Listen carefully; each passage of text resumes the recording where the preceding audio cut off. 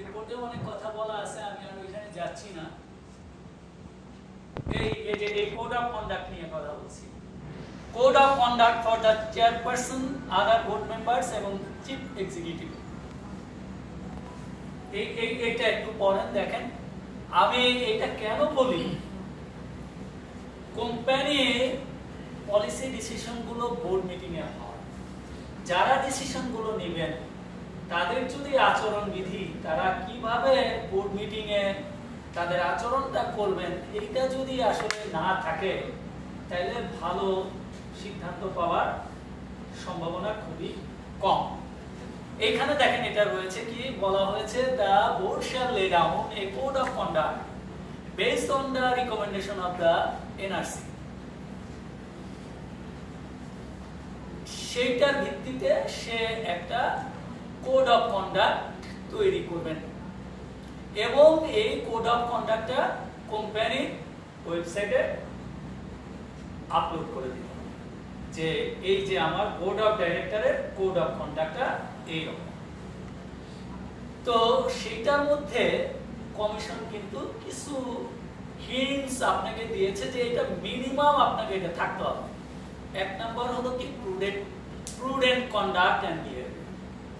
সে board meeting এ বসে কোন আচরণ করবেন, কিভাবে ডিসিশন দিবেন, এই সংক্রান্ত একটা কন্ডাক্ট আপনাকে করতে হবে। এগুলো কিন্তু মিনিমাম। আমরা অনেকগুলো চেক ব্যাক করেছি, অনেকের এরকম প্রায় 50-60 পৃষ্ঠার কোড অফ কন্ডাক্ট কিন্তু রয়েছে। তাহলে এইটা একটা কনফিডেন্সিয়ালিটি, তার যে গোপনীয়তা রক্ষার যে বিষয়।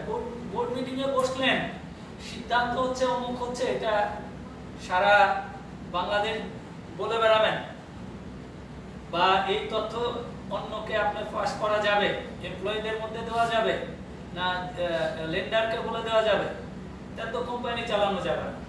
তাহলে বোর্ডের ডিসিশন যে কনফিডেন্সিয়াল, এই জায়গাটাও তাকে বলতে হবে যে কোন জিনিস আপনি বাইরে বলতে পারবেন, কোনটা পারবেন। এটা একটা কোড অফ কন্ডাক্ট থাকবে নিশ্চয়ই আপনাদের কোম্পানিতে আছে। Conflict of interest, as a director আপনি কি সাপ্লায়ার হয়ে যাবেন, নাকি আপনি এইখানে মানে মেজর একটা ক্লায়েন্ট তৈরি হবেন? মানে আপনি বিভিন্ন ভাবে এখানে স্বার্থের দ্বন্দ্ব তৈরি করবেন, নিজের স্বার্থের দিকে যাবেন। সেই জায়গাগুলো বলে দিতে হবে যে আপনি ডাইরেক্টর হয়ে আপনি সাপ্লায়ার হতে পারবেন, আপনি এই ক্রেডিটর হয়ে যাবেন, এটা হবে, আপনি ওই ক্লায়েন্ট ইত্যাদি হতে পারবেন। এই জায়গাগুলো ক্লিয়ার করে বলে দিতে হবে। এটা কিন্তু একটা একটা করে point. Compliance with laws, rules and regulation. এই যে ডাইরেক্টর যিনি হবেন, সে রুলস এবং রেগুলেশন গুলো কিভাবে কমপ্লাই করবে, কোন কোন জায়গায় কোন বিধানগুলো তাকে মেনে চলতে হবে, সেটাও বলে দিবেন। Prohibition of insider trading. সে যে ইনসাইডার, একটা লিস্টেড কোম্পানি ডাইরেক্টর হিসেবে সে যে ইনসাইড ট্রেডিং করতে পারবেন না, কেন পারবেন না, কখন পারবেন না, কিভাবে ট্রেড করতে হবে, কি কি করতে হবে, সেইগুলো এই কোড অফ কন্ডাক্টে থাকতে হবে। তার জন্য যেমন রেস্ট্রিক্টেড পিরিয়ড রয়েছে, ফাইনালি অ্যাকাউন্টস সেটআপ করার কত 2 মাস আগে থেকে, অ্যাকাউন্টস ক্লোজ হওয়ার 2 মাস আগে থেকে ফাইনালি সেটআপ করা পর্যন্ত এই সময় উনি এই কোম্পানির শেয়ার কি করতে পারবে না, বাইসেল করা যাবে না।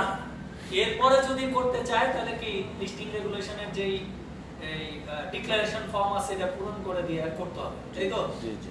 এরপরে আবার অর্ডিন্যান্সের সেকশন 14 আছে, এটা যেহেতু আমার ক্লাস আছে, সেখানে বলা হয়েছে একটা বাই আর একটা সেল, একটা সেল আর একটা বাই, এই দুইটার মধ্যে কত 6 মাসের গ্যাপ যদি না থাকে তাহলে ওইখানে গেইন হলে কি এই গেইনও সে নিতে পারবে না। তার মানে ইনসাইডার ট্রেডিং মোটিভে যেতে পারবে না। একবার কিনলেন, 3 মাস পরে বিক্রি করলেন, লাভ হয়ে গেল, অথবা বিক্রি করে দিলেন দাম যখন বেশি, কম দাম হইলে কিনে নিয়ে গেইন করবেন, এটাও চলবে না। As a director you should not do that. এই কথাটাও এই কোডের মধ্যে থাকতে হবে। আপনার এমপ্লয়ি, কাস্টমার, এনভায়রনমেন্টের সাথে আপনার সম্পর্ক কি হবে সেটাও এই কোডে বলে দিতে হবে। সম্পর্ক মানে কি, এমপ্লয়ি সাথে আপনার সম্পর্ক সেই এমপ্লয়ি, তাই না?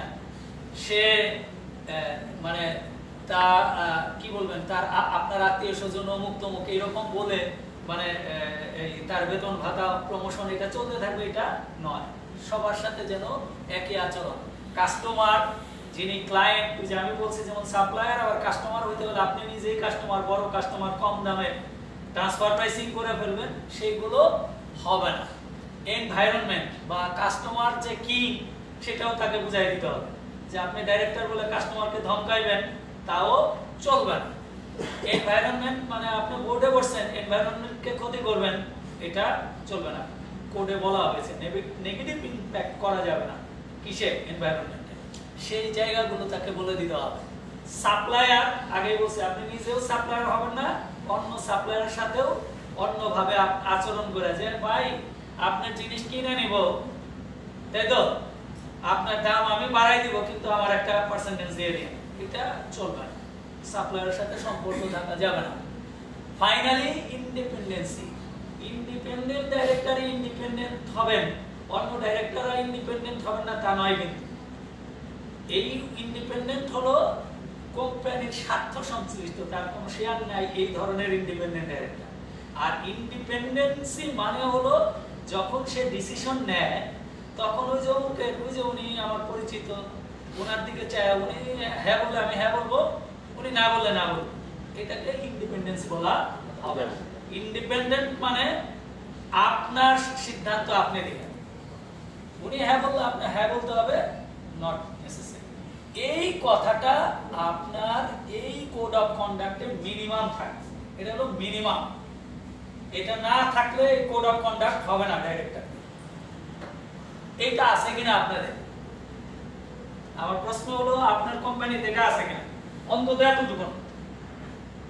এটা হলো মিনিমাম, একেবারে মিনিমাম। আপনি ভালো কোম্পানিগুলোর গুগল করেন, চ্যাট জিপিটিতে যান, দেখেন বলে এত পাবেন। এইগুলো না করলে গভর্নেন্স হবে না ভাই। আমরা যত কথাই বলি কোনো গভর্নেন্স নেই, এইটা নাই, গভর্নেন্স নাই। ডাইরেক্টর যদি এইগুলোই না মানে তাহলে তো আর ওই বোর্ড আর ওই এটা গভর্নেন্স।